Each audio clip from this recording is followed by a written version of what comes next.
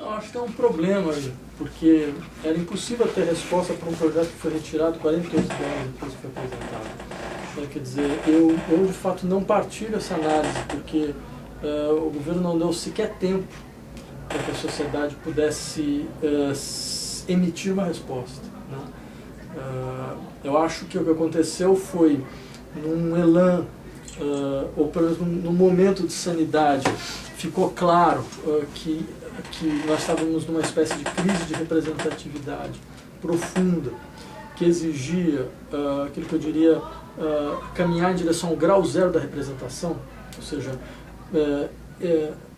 voltar a dar voz ao poder instituinte, para que as condições, então, de organização do jogo político pudessem ser recompostas, né? Foi um momento de sanidade, mas se você faz uma proposta dessa, o mínimo que se espera é que, porque essa é uma proposta muito séria, é uma proposta da mais alta importância e da mais alta gravidade, o mínimo que se espera é que você esteja minimamente, eu poderia dizer, preparado para todas as reações que virão, porque é óbvio que nunca viria simplesmente reações entusiastas, né? Quer dizer, gritos de golpe, coisas dessa natureza, isso não há ninguém que acompanhe a política brasileira que poderia imaginar o contrário. Então isso me deixa muito preocupado, ou seja, quem fez isso no governo ou não conhece o que é a política brasileira, né, ao ponto de esperar que você teria imediatamente uma reação popular entusiasta e que poderia abafar toda contradição nesse sentido, ou fez de uma maneira completamente irresponsável esse processo. E eu ainda insistiria num outro ponto, quer dizer, veja, não é nem uma questão só da Assembleia Constituinte para a reforma política.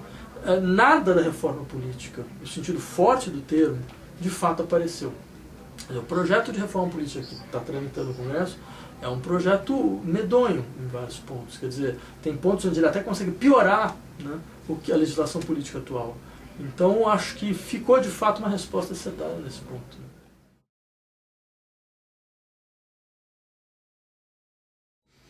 Olha, eu acho que significa você compreender que não há mais avanço na sociedade brasileira sem uma politização forte a respeito, entre outras coisas, por exemplo, da estrutura tributária do Brasil, né? Eu sei que esse é um ponto sensível do jogo político brasileiro, porque isso significa colocar contra a parede alguns setores hegemônicos, como por exemplo os interesses do setor financeiro, o interesse da elite que paga um imposto de renda absolutamente irrelevante, irrisório, exige uma recomposição da estrutura tributária brasileira, retirando os impostos sobre o consumo e direcionando os impostos sobre renda. Quer dizer, eu tenho consciência de que isso significa um acirramento do conflito, mas eu diria, o acirramento é inevitável, ele vai ocorrer de uma maneira ou de outra, né? Porque o processo de ascensão social permitido pelo lulismo é um processo que de fato, a meu ver, se esgotou, né? Quer dizer, ele teve sua importância, não é uma questão de desqualificá-lo, mas ele se esgotou pelas suas próprias contradições internas. Os processos históricos são assim, quer dizer, eles funcionam durante um certo momento, mas pelas suas próprias contradições eles também se esgotam, né? E a gente chegou nesse ponto. Quer dizer, o que não é nada, a princípio não seria nada desesperador se houvesse um outro processo em gestação, certo? Quer dizer, o que acho desesperador é perceber que não há um outro processo em gestação, né? Quer dizer, não há um outro processo em que sentido? Quer dizer, um exemplo que eu já insisti várias vezes, porque eu acho que nós estamos no esgotamento dessa experiência econômica. Porque se você pega a estrutura de gastos de salário de uma família da dita nova classe média, né, que ganha aí em torno de R$3.000, você percebe que se essa família resolveu colocar os seus filhos na escola, então tirou da escola pública e colocou na escola privada, se resolveu dar um melhor serviço de saúde para a sua família, tirando do SUS e dando um plano de saúde, se ela tiver 2 filhos, ela gasta quase metade do seu salário nisso. Não há isenção de imposto essa família que permita que ela recupere essa quase metade do seu salário. Então é óbvio que você tem uma corrosão. Se ela não tivesse esses gastos, ela teria condição de gastar na economia, né? Aumentando o potencial de consumo do mercado interno, né? Mas para isso, de fato, o acordo político do lulismo, ele te engessa a você fazer você pagar o custo político desse segundo ciclo de políticas contra a desigualdade. Eu tenho um certo receio a respeito dessas pesquisas, quer dizer, não que eu desconsidere a seriedade com que elas são feitas, mas eu acho que essas pesquisas de opinião, elas têm uma característica muito específica. Não só elas são feitas em um determinado momento, e elas retratam bem certos momentos, certo? Mas a leitura de que então o dito superautoritário é conservador é uma interpretação de dados. Certo? Quer dizer, um exemplo claro, por exemplo, que foi feito durante muito tempo, isso o André conhece tão melhor do que eu, durante muito tempo as pesquisas sobre a sensibilidade ideológica do eleitorado brasileiro diziam que nós tínhamos um eleitorado majoritariamente conservador, naturalmente conservador. Um núcleo de 30% de eleitores de esquerda e a grande maioria dos conservadores. Certo? Bem, num dado momento, acho que depois de muita crítica, resolveram fazer outras perguntas para esse mesmo eleitor. Porque normalmente as questões eram: você acredita em Deus ou não acredita? Né? Você, afinal de contas, você acha que é certo o casamento homossexual ou não? Coisas dessa natureza. Aí resolveram colocar questões econômicas. Se é a favor ou não da intervenção do Estado na economia? Né? Se é a favor ou não de serviços públicos? A coisa se inverteu completamente. Se inverteu completamente. Então significa o quê? Significa que o eleitorado é conservador? Você percebe a sutileza na interpretação? Quer dizer, sob um certo aspecto, ele é conservador. Sob outro, ele guarda bandeiras esquerdistas muito claras. É claro que se você perguntar para alguém, eu diria, assim, somente as pessoas mais vulneráveis, bem, se você quer ou não uma situação de instabilidade política, onde você tem rupturas constantes, quer dizer, fora meia dúzia de pessoas aqui desse departamento que sonham com a revolução permanente, você não vai encontrar ninguém para falar uma coisa contrária, certo? Mas eu diria, mas talvez essa nem seja uma questão politicamente relevante. Quer dizer, porque a questão é saber com que desejo você trabalha. Você pode querer trabalhar com esse desejo de permanência absoluta, mas será que ele é o único? Será que não existe um outro desejo, não só nas camadas populares, mas na população brasileira, de uma transformação radical das possibilidades de vida que eles têm?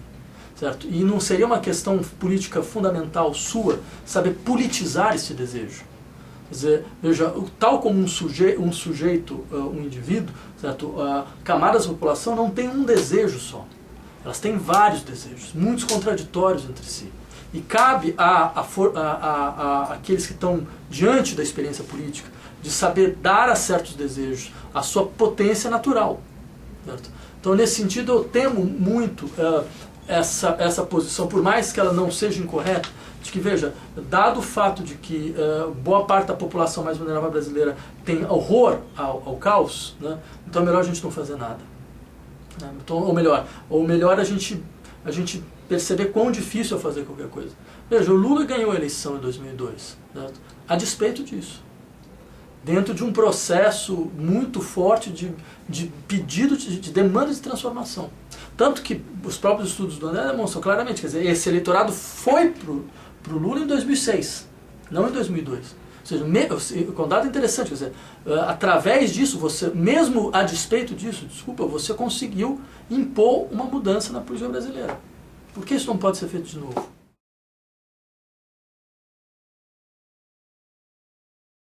Eu lembraria de uma frase do Freud que é muito boa nesse contexto, que é mais ou menos assim: a razão pode falar baixo, mas ela nunca se cala. Né?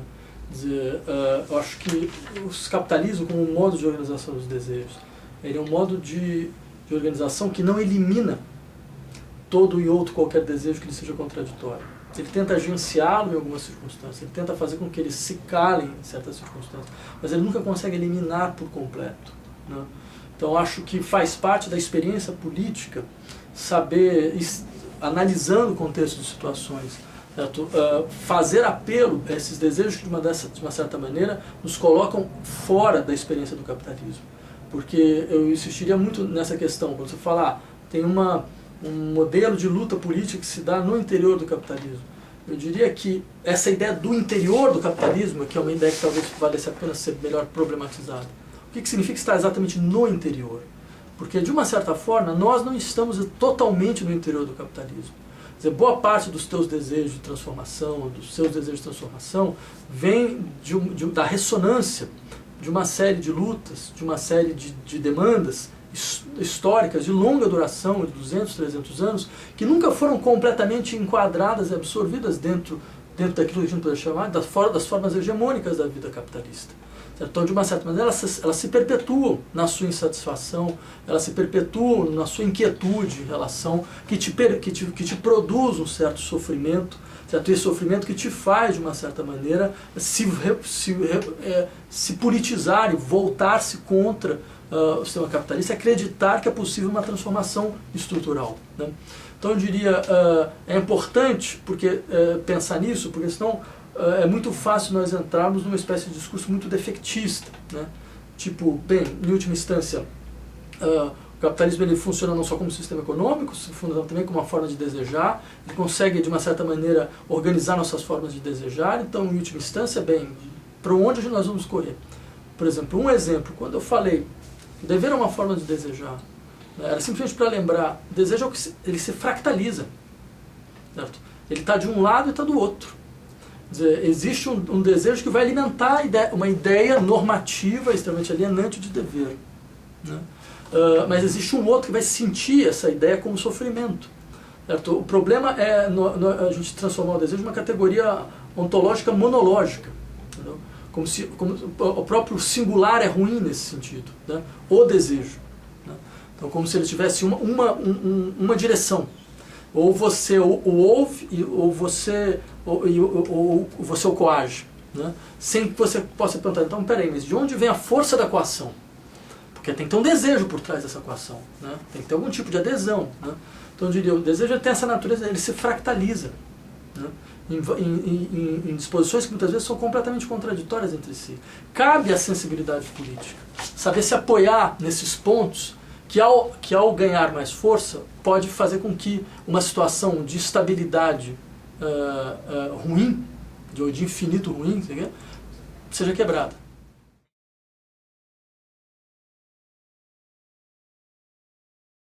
Foi uma má avaliação, né? Quer dizer, acho que se avaliou, acho que é um pouco a história da esquerda latino-americana.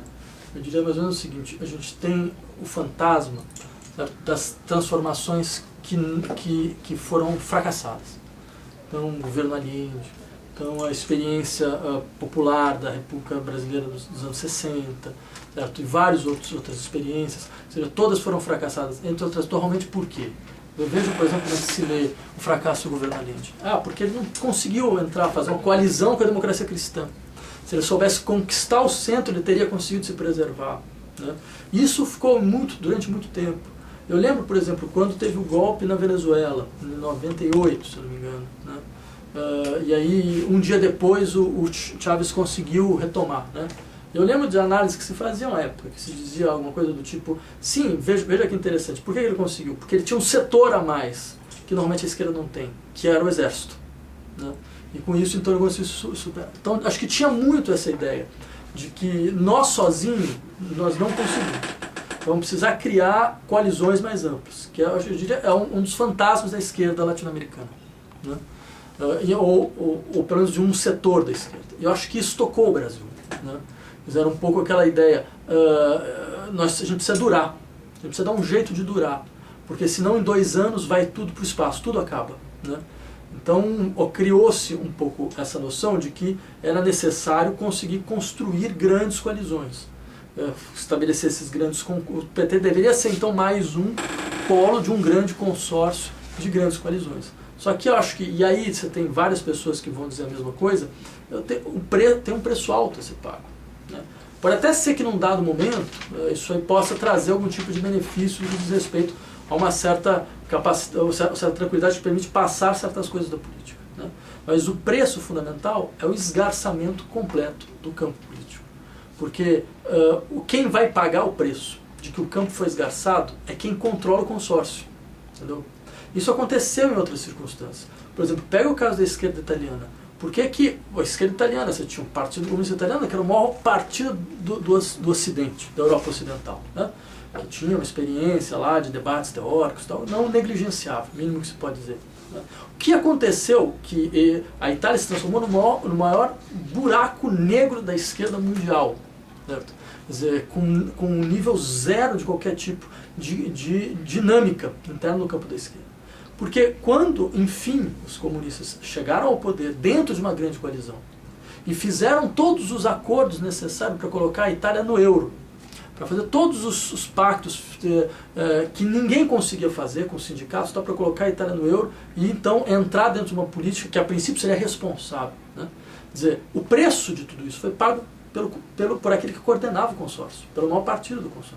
Né? Quer dizer, que se esperava, porque dele se esperava outra coisa. Né? Então eu diria, o preço que nós vamos pagar por esse aprisionamento, por essa falta de criatividade política, que não é só uma questão de falta de vontade, certo? Porque falta de vontade significa simplesmente não querer acreditar que um simples espontaneísmo possa operar grandes transformações. Mas eu acho que existe uma outra coisa, chama criatividade política, que é esse interesse por experiências distintas, certo? Que vão forçando a democracia representativa em direção a uma democracia direta, uma democracia real. Certo? É essas experiências que deveriam ter sido absorvidas, paulatinamente que seja, num projeto, né, em larga medida, ou localmente, que seja, certo? Mas que deveriam ter, num processo de absorção, elas não foram absorvidas em absoluto. Né? Você poderia dizer para mim, mas veja bem, o governo federal brasileiro é um dos governos que tem o maior número de conselhos consultivos, né, do mundo. Né? Só que eu diria, esse é um belo exemplo. Esses conselhos são exatamente o que são, ou seja, são meros conselhos consultivos. Não há nenhum poder deliberativo que fez com que você transferisse poder do legislativo, poder do executivo e poder do judiciário em direção aos espaços de democracia direta.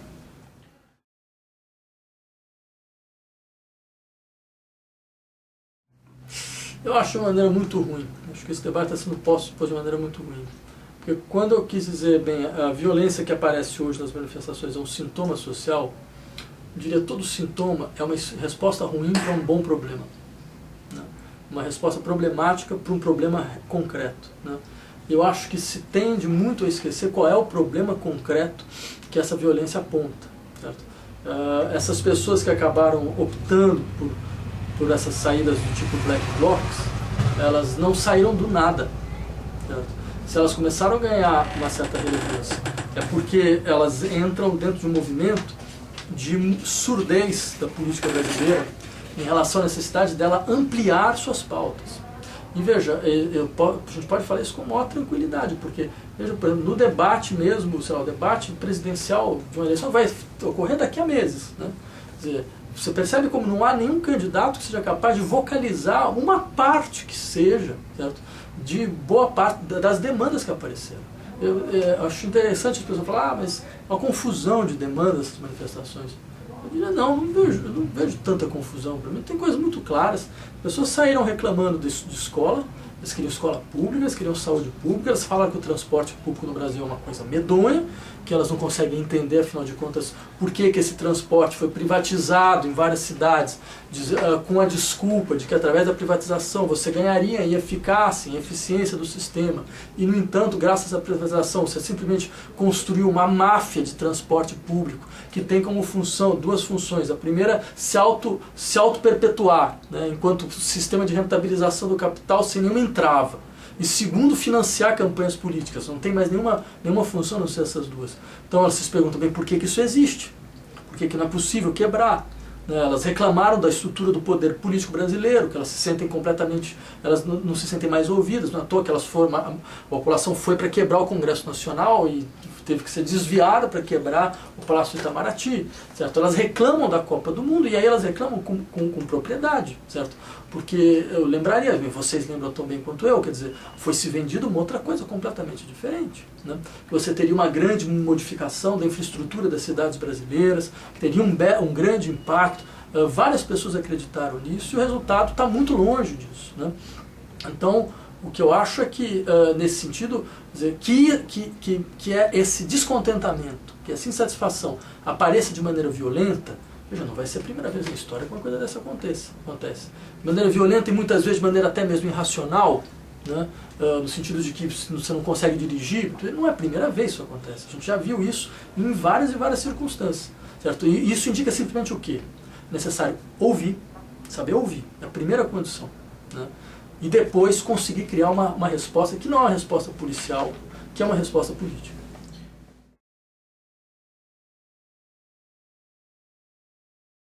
Não, isso aí, eu juro que que eu imaginava que nós não chegaríamos a esse ponto.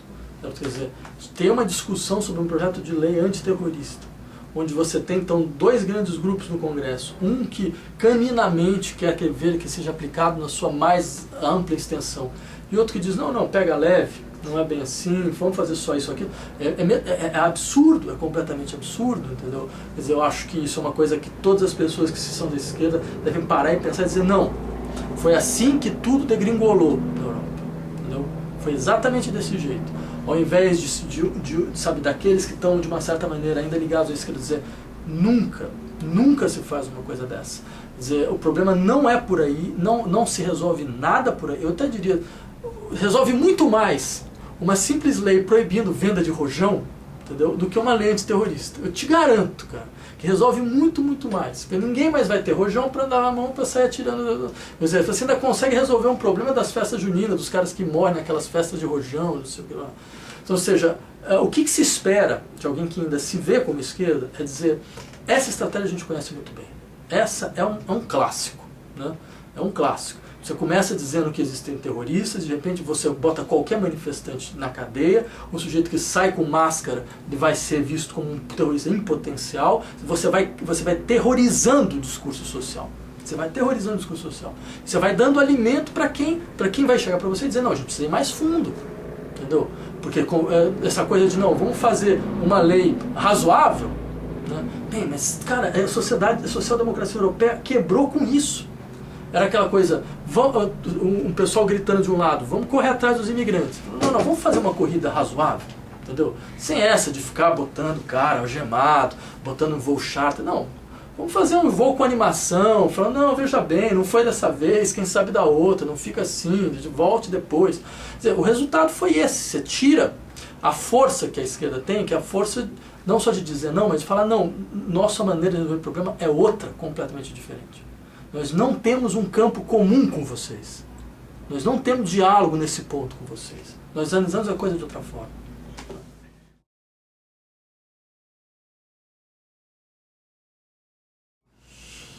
Elas deixaram muito evidente o nível de descontentamento da população brasileira, por um lado.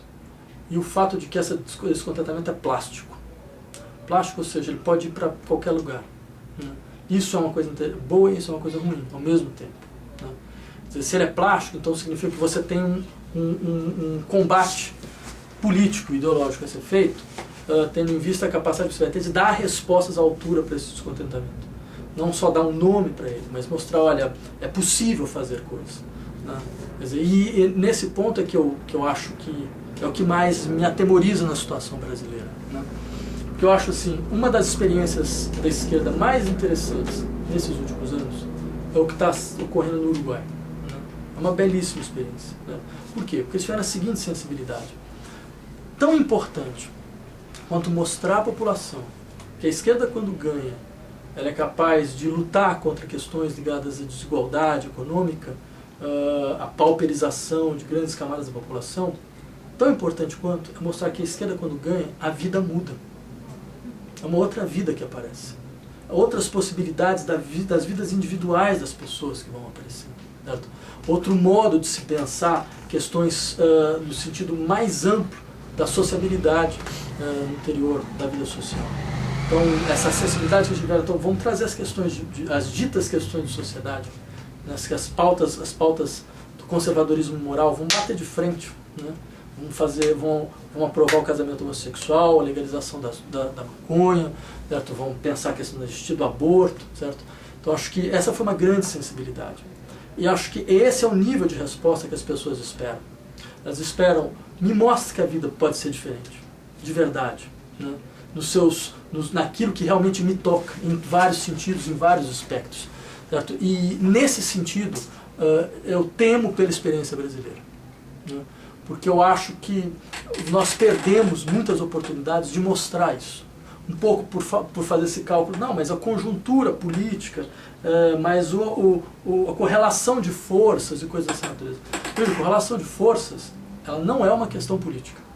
Eu não estou fazendo aqui um esquerdismo infantil, doença infantil do esquerdismo. Porque eu acho que existem exemplos históricos muito fortes nesse sentido, que nem precisam vir da esquerda realmente claramente de esquerda. Por exemplo, a França, quando quis acabar com a pena de morte, foi na época do governo Mitterrand. Uma das primeiras coisas que o Mitterrand fez. Todas as pesquisas demonstravam que a população francesa era majoritariamente a favor da pena de morte. A favor. Certo? E mesmo assim, se tem uma coisa que isso deve merecer reconhecimento, mesmo assim o Mitterrand acabou com a pena de morte. Hoje, qualquer pesquisa na França demonstra que a população é majoritariamente contra. Tem horas que o governo tem que ir lá onde a sociedade não quer ir. Certo? Mas para isso tem que ter muita clareza de por que você está lá. Certo? Tem horas que a correlação de força é contra você, mas você faz. Certo? A correlação de forças era contra ele. Todo mundo gritou, mas ele fez. E passou. E isso mudou. E foi muito importante que ele tivesse feito dessa forma.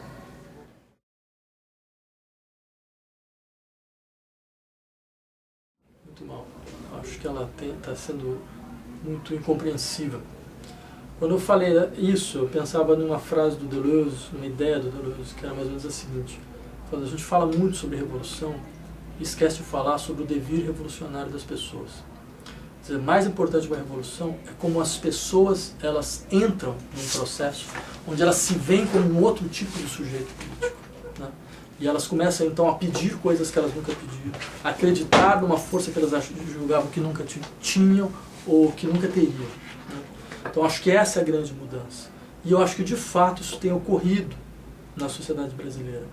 Certo? Só que acho que a boa parte da esquerda tem duas ideias muito ruins. Muito ruins. Eu acho que seria o momento de a gente abandonar isso uma vez por todas. Primeiro, um dirigismo mal disfarçado. A ideia, se não tem instituição por trás, se não tem sindicato, que a gente sabe quem é, né? Se não tem partido, que a gente sabe quem é, certo? Se não tem instituição, associação, não sei das coisas, a gente sabe quem é, a gente tem relação, não sei o quê, então isso vai dar anomia. É um troço meio deslocado. Vai dar anomia se não der num levante conservador. Certo? Eu acho uma leitura muito ruim nesse ponto. Nesse ponto eu acho ela muito fraca. Certo? Porque isso, na verdade, simplesmente expressa uma ideia de que o que é uma instituição política, um partido, um sindicato, né? É aquele que organiza a luta, certo? Que dá o enquadre da luta e que permitiria então a luta avançar. E eu acho que nós precisamos de uma outra ideia. O que é uma instituição política? É aquela que permite uma abertura. Ela constrói um campo, vai ser um campo aberto, onde as pessoas vão poder chegar lá e elas mesmas colocarem as suas questões. Elas mesmas colocarem o seu projeto. Né? Quer dizer, eu acho que, em suma, a função da instituição não é organizar, é simplesmente permitir que o campo se abra. Por quê? Porque, em última instância, quem sabe, quem tem boas respostas, né, é quem está no último estágio sofrendo o processo. Quem sabe, afinal de contas, qual é a melhor política educacional para o Brasil? São as pessoas que pensam em educação? Ou é o professor que está lá no final, lá na periferia, sabe, acordando todo dia às 5 da manhã, fazendo 40 horas de aula, vendo como é que são os alunos, vendo as dificuldades, recebendo material, falando, pô, esse material não dá certo, cara, não aprende, entendeu? Não é o estudante que está lá anos e anos, né, tentando aprender, vendo, pô, mas não tenho isso, não tenho aquilo, esse processo não funciona. São eles. Então, qual que é a função da instituição política? É permitir que eles apareçam, que são sempre invisíveis. Eles apareçam. Mas não aparecem representando. Olha só aqui o representante dos professores da Zona Leste. Né? O seu representante dos alunos. Não, essa ideia de que você só pode falar se você estiver sob o império da representação, eu diria uma ideia filosoficamente absurda. Né? Quer dizer, é como se assim, é o último lugar onde a ontologia da representação conseguiu ter guarida no campo político. Quer dizer, não faz sentido algum. As pessoas elas podem simplesmente falar como singularidades, né? E elas terem força na sua fala. Elas terem força na sua fala. Certo? Então, nesse sentido, eu acho que há uma transformação necessária da própria ideia de instituição política que a esquerda tem dificuldade em fazer. E a segunda coisa é que a esquerda tem que compreender que isso ela tem que sempre simplesmente lembrar da sua história. Né? De fato, um processo de transformação não é uma coisa que resolve amanhã. Não é porque deu tudo errado no Egito, agora, que você vai falar, mas aquelas manifestações de 2011, olha só o que deu. Certo? Então, não é, como assim? Então não era para ser feito? Não. Então, quer dizer, esse tipo de análise é muito ruim, porque se fosse assim eu falaria bem, a Revolução Francesa, puta, que catástrofe. Né? Vai Napoleão, não sei o que. Né? Então, quer dizer, você tem que entender, isso é o que menos importa. Isso é o que menos importa. O que importa é que a partir do momento que a sociedade se quebra, ela só vai conseguir ter um mínimo de estabilidade quando você conseguir criar uma novidade consistente. Então ela vai continuar insistindo. Ela vai insistindo durante muito, muito tempo. Ela pode insistir durante 20, 30 anos. Eu posso pular de 1789 até 1848, 1848 mesmo, com uma traição bem, aparece em 1871, mas esse é o processo. Você tem uma latência na vida social. E essa latência apareceu. Então, simplesmente a gente sabe, a latência existe. E ela não vai desaparecer. Ela pode se acalmar num dado momento, ela pode ter a impressão de que desaparece, e daqui a 5 anos volta tudo e você fala, mas de onde veio tudo isso? Você fala, esse é o processo histórico. Você vê na superfície o processo histórico, ele funciona nas placas tectônicas da vida social.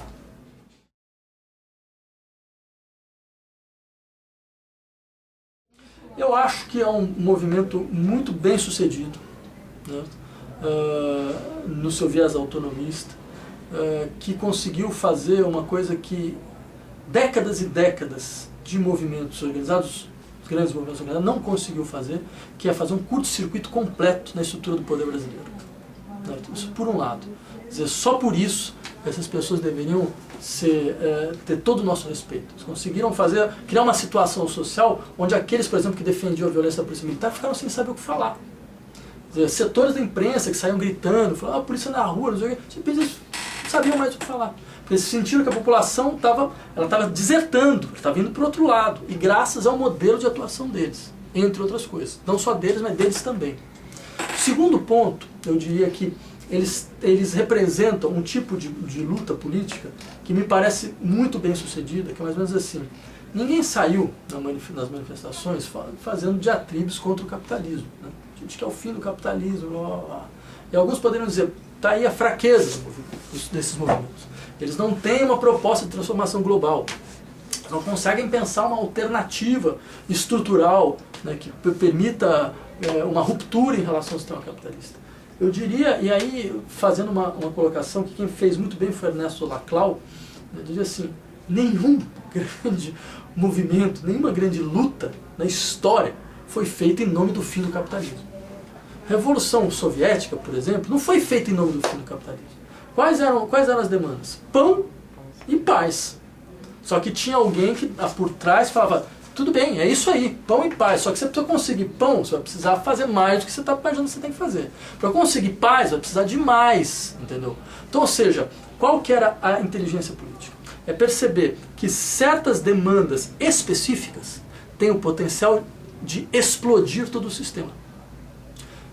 Essa que eu diria que é a perspectiva política fundamental. É perceber nas demandas específicas quais que mostram que são sintomas da irracionalidade completa do sistema e que deixam tudo a nu e que faz com que, em última instância, você ganhe a consciência de que é necessária uma transformação global e profunda.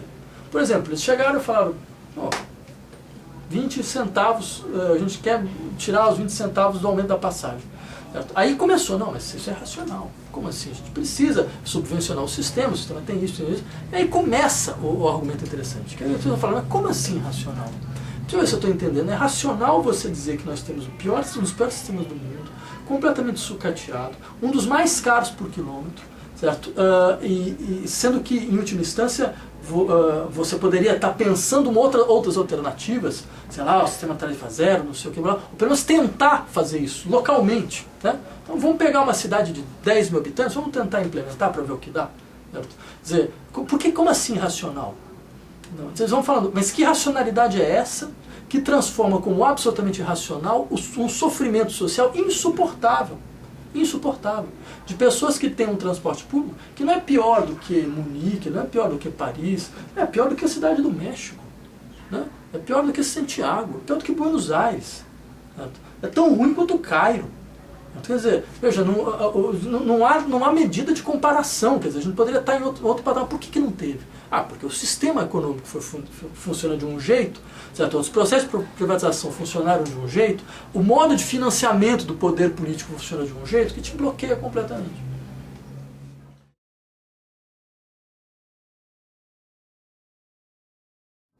Eu acho que é um ótimo momento. É um ótimo momento porque eu diria que durante muito tempo ela foi sob o império do silêncio, deu-se a impressão de que existia um certo acordo, né? Mas era um acordo muito peculiar. Por exemplo, nós tivemos aí 2 grandes partidos que governaram o Brasil nos últimos 20 anos, o PSDB e o PT, né? São 2, no caso do aborto, né? São 2 partidos que são a favor, todos os 2, são a favor do aborto. Mas eles não mexeram uma linha nisso, ou mexeram coisas muito pontuais, né? Certo? Mas não fizeram a proposta, agora vamos legalizar o aborto, embora sejam a favor. Porque eles agiram da mesma forma como a social-democracia agia e a europeia age. Quer dizer, por exemplo, você vai pegar os partidos sociais-democratas, todos são a favor de votos de imigrantes.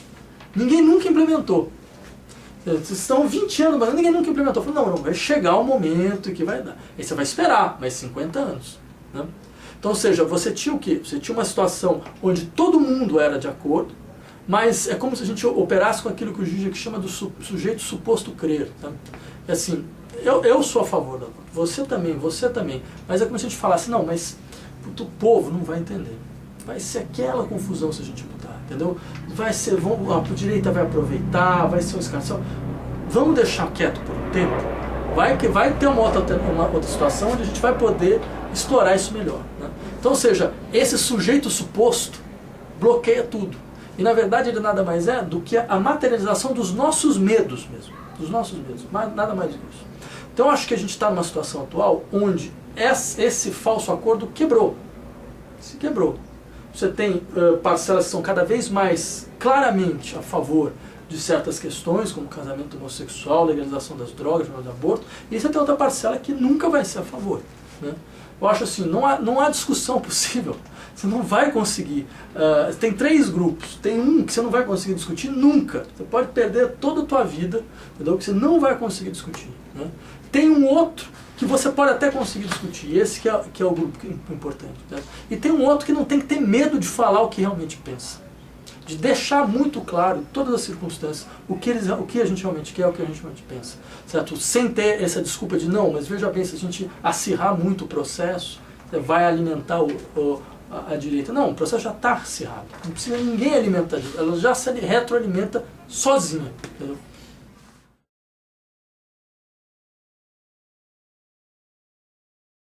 Eu sei que tem dado contexto de embates políticos, isso possa parecer um pouco esses delírios de acadêmico, sabe? Essas coisas bem, você é pago na academia para ficar pensando no impensável, né? Então você às vezes aparece com essas ideias que você sabe que nunca vão ser implementadas, mas de qualquer maneira dá aquele ar glamour meio radical, né? E as pessoas começam a pensar, poxa, quanto falta para a gente chegar.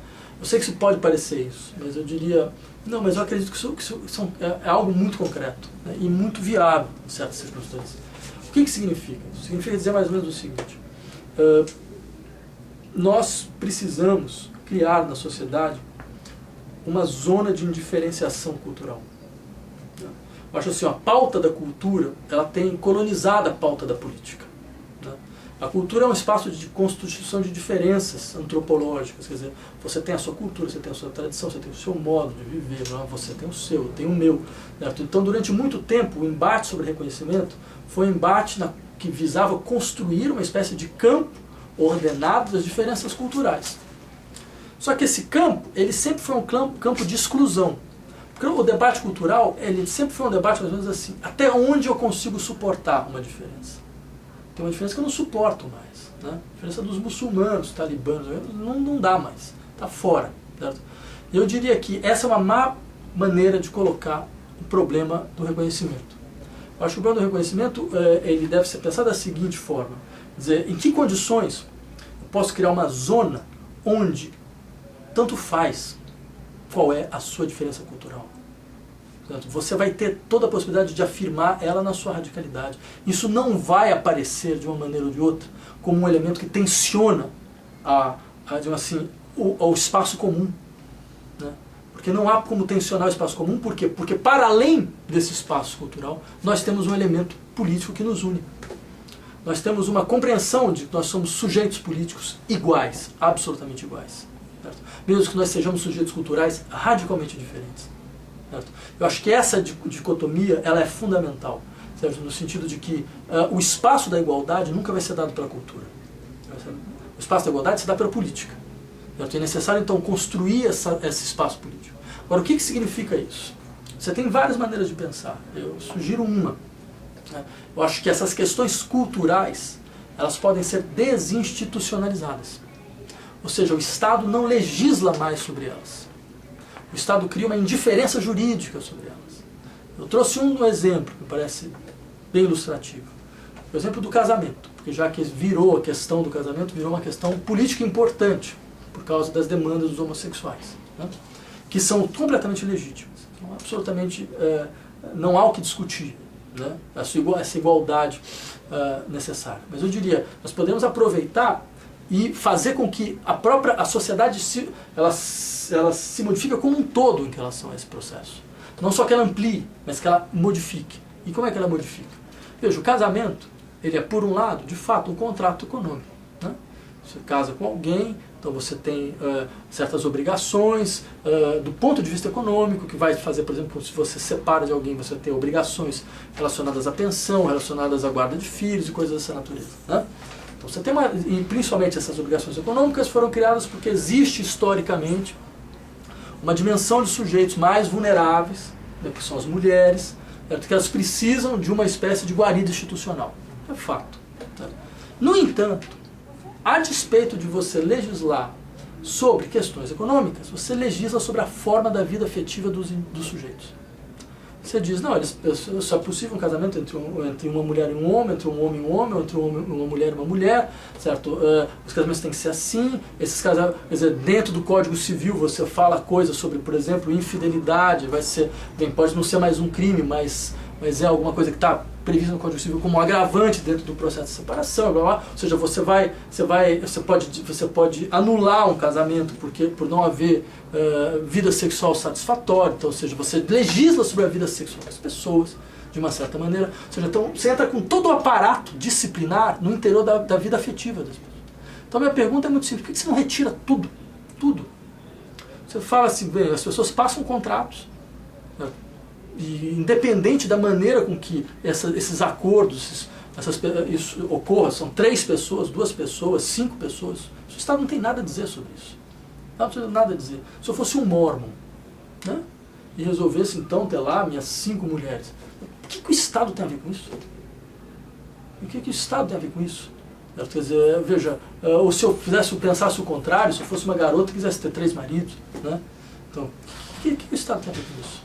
Então você percebe, existe uma plasticidade, eu diria, natural da inventividade afetiva das pessoas que é bloqueado por isso. Então eu diria, em várias dimensões da vida social, você pode pensar essas políticas de desinstitucionalização. Claro que você pode vir com a questão, sim, mas como é que você vai fazer na defesa dos mais vulneráveis, como por exemplo as políticas de cotas e coisas dessa natureza? Não se trata de você eliminar isso, muito pelo contrário, elas são absolutamente fundamentais. Mas veja, elas são fundamentais por quê? Porque elas partem do pressuposto, nossa situação atual não é igualitária. Nós precisamos criar uma situação igualitária. E nós estamos precisando de todos os modos de intervenção para criar essa situação igualitária. Se tiver que colocar mais negros aqui na Universidade de São Paulo, porque praticamente eles não existem aqui, então nós vamos fazer isso. Mas tendo em vista o quê? Tendo em vista a ideia de que a vida social é organizada a partir de grupos muito bem estabelecidos, os negros, os brancos, não. Tendo em vista o fato de que para nós criarmos uma situação igualitária, é necessário você forçar um processo. Mas você percebe? Essa política está dentro de uma política mais ampla. Quer dizer, é uma política compensatória que visa simplesmente dar as condições para uma política mais ampla. Quer dizer, essa mudança, eu acho uma mudança importante.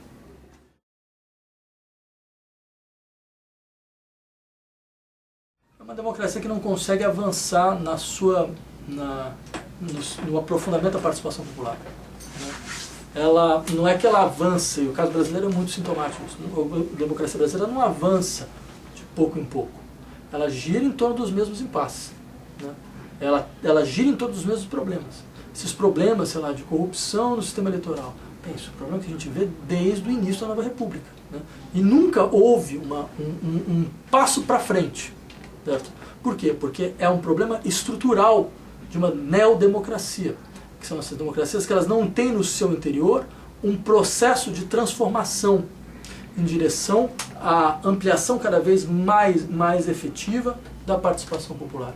O nível de participação popular nos processos decisórios do governo brasileiro, dos governos brasileiros, municipal, estadual, federal, sempre foi e continua sendo do mesmo nível, quase nulo.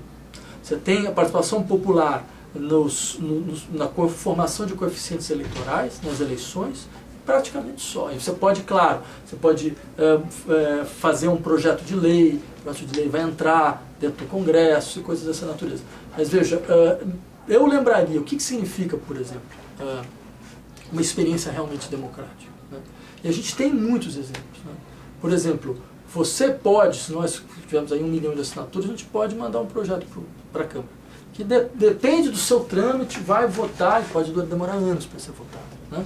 Agora, se a Câmara propõe um projeto que a ampla maioria da população é contra, a população não pode barrar o projeto. Ela não tem poder de veto. Por exemplo, eu cheguei mesmo a falar isso em alguns artigos. Falei, olha, essa é uma invenção islandesa extremamente interessante, né? Eles falaram 10% da população tem o poder de vetar uma lei do Congresso, obrigando então que o Congresso passe essa lei a um plebiscito. Isso já, eu diria, veja, isso é uma mudança qualitativa importante no interior da democracia representativa, certo? Porque a democracia representativa, ela mostra radicalmente os seus limites hoje, né? Quer dizer, se tem uma coisa que a crise econômica mostrou, por exemplo, é como a democracia representativa não tem força contra a ala mais mafiosa do sistema financeiro internacional. Ela não tem força, certo? Porque as pessoas que estão dentro dos parlamentos vão precisar do sistema financeiro, vão precisar para serem subvencionados. Isso não é só no Brasil, isso é no mundo inteiro.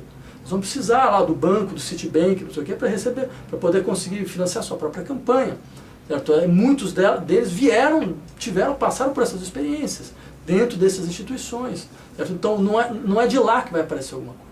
É ao contrário, da dissolução, certo, da democracia parlamentar. A dissolução não significa que a gente vai fechar o Congresso, né, que você vai imaginar que tudo se decide por conselhos e coisas dessa natureza. Não. Significa que as estruturas permanecem, mas as suas funções mudam. Quer dizer, todo o processo legislativo não passa mais pelo Congresso, embora algumas coisas passem. Mas você consegue ir paulatinamente passando em direção à democracia direta. Quer dizer, é claro, tudo isso soa muito abstrato ainda hoje, né? E não poderia ser de outra forma, porque enquanto você não tiver a compreensão de que isso é uma tarefa, que exige um empenho de criatividade política, institucional e acadêmica, para você, entre outras coisas, para você pensar outras formas, para você indicar certos modelos, para você procurar certos modelos, para você testar, porque experiência política é isso, você testa. Você fala, por exemplo, uma coisa que era, eu diria assim, um tipo de espírito que foi muito, muito interessante dentro dessa experiência uruguaia sobre a lei de maconha, da liberação da maconha. Era a presidência falar, não, é um teste. Você testa as coisas. Você vai ver. Ninguém consegue deduzir transcendentalmente a experiência política. Isso não existe. Entendeu? Você fala, isso vai dar certo, isso não vai dar. Não, mas dentro do processo prático que você vai perceber, olha, isso aqui deu certo, isso aqui não deu. Então. Mas o fato é que a gente está numa situação de medo tão grande que a ideia de que você deve testar, você deve falar, não, vamos ver quais são as condições concretas, deixa elas aparecerem, né? A gente pensa a partir delas aparecerem, em vez de tentar deduzi-las previamente, isso desapareceu.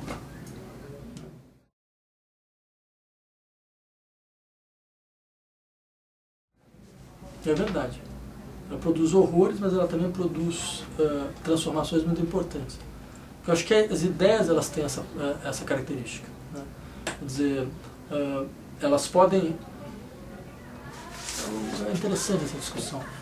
Eu diria o seguinte, nunca houve política sem risco. Imaginar que você pode pensar uma experiência política sem risco é uma experiência política sem política. E nenhum risco significa tudo pode dar errado, é verdade. Várias coisas deram errado. em várias circunstâncias. Nem por isso elas foram menos necessárias. Né? Não é porque nós aprendemos com os erros. É porque, num dado momento, sociedades apostam em mudanças. Elas apostam que elas têm uma certa força. E pode ser que no meio do processo essa força desapareça, ela se quebre. Outro processo apareça e atrapalhe momentaneamente aquele processo. Né? Então acho que a história está cheia disso. Né? Agora, uma coisa eu tenho certeza, uma política sem ideias, uma política onde você não acredita na força transformadora das ideias, né? É uma política que não tem mais direito de cidade, é uma política de cemitério, de quem já morreu, de quem já não tem mais nada o que esperar. Né? Eu diria, assim como muitas coisas pareciam seguras, se demonstraram catastróficas, muitas coisas que pareciam catastróficas se demonstraram com um grande poder de transformação e de mobilização. Né? Então eu acho que, é claro, isso não significa simplesmente uma desresponsabilização absoluta através de uma defesa abstrata da contingência ou da força de certas ideias. Né? Mas eu diria duas coisas. A primeira delas é que, de fato, o processo de erros e equívocos nos ensinou uma coisa, que o conceito de responsabilidade infinita era um conceito político importante. Né? Quer dizer, que toda ação que você faz, ela é uma ação que pode ser revista. Né? É uma ação que deve ser pensada a todo momento, em todos os seus aspectos. Né? Não é só porque eu comecei falando, bem, de fato, minha posição é correta, então eu tenho a certeza moral de que minha posição é correta, de que ela vai produzir o que é correto. Quer dizer, o Hegel, quando falava isso, ele sabia muito bem do que ele estava falando. Ele falava o que aconteceu com a Revolução Francesa. Né? Quer dizer, por que você vai em direção ao terror, né, dentro da Revolução? Porque, em última instância, você é incapaz de compreender que a certeza moral, ela não é a retidão política, não significa imediatamente a retidão política. É necessário você ter uma capacidade de desconfiança contínua dos seus resultados. Né? Isso é um ganho político difícil, porque a nossa tendência é sempre falar, veja, isso já deu certo no passado, foi assim, a gente tem que continuar fazendo dessa forma, e quer dizer, então tem essa dificuldade de falar, não, cada momento exige um tipo de engajamento. Né? Isso por um lado. Agora, por outro, e aí que a coisa se complexifica, né, porque pode parecer quase contraditório em relação ao que eu vou falar, nenhuma ideia fracassa por completo. Né? Vejam, por exemplo, o republicanismo. Né? Quer dizer, imagina você ser republicano no século XII. Né? Eles iam falar para você é maluco. Né? Você está querendo uma ideia que simplesmente produziu um enfraquecimento do Estado, quase dissolução da sociedade. Olha o que deu, né? A República Romana é o resultado. Né? Teve que vir lá os Césares para conseguir colocar o Império de pé. Né? O que você quer ser republicano? Hoje em dia, ninguém sensato não é republicano. Isso simplesmente nos mostra que na compreensão do movimento das ideias, um pouco de humildade é importante. Muitas vezes nós vemos a ideia num momento, né? Mas esse momento pode ser um grande fracasso. Esse fracasso ele vai permitir com que a ideia se reoriente sobre vários aspectos. Ele pode fazer com que dimensões da ideia apareçam que não estavam claramente presentes na sua primeira aparição. Existe um movimento. Quer dizer, então essa fidelidade à ideia é uma fidelidade muito peculiar. Porque ela, ao mesmo tempo, ela exige uma infidelidade de quem está sempre a todo momento se perguntando se de fato os processos deles devem ou não ser revistos, mas ela exige uma confiança de que, a despeito dos piores fracassos, é possível sempre superá-los.